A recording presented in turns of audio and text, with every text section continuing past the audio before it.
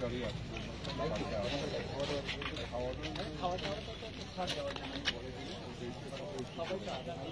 আমি তো তাকে সবখানে আমি কিন্তু কালকে রাত্রে 11টার সময় আমার বাড়িতে গ্রামের একটা পুলিশ গেছে এসে জন্য গেছে জানি না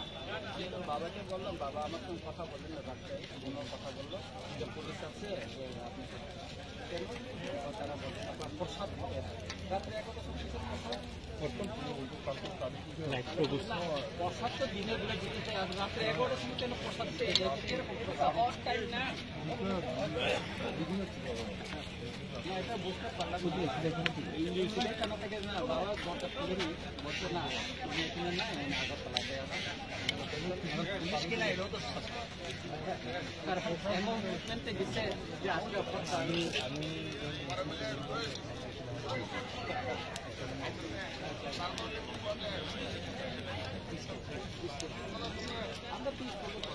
ওই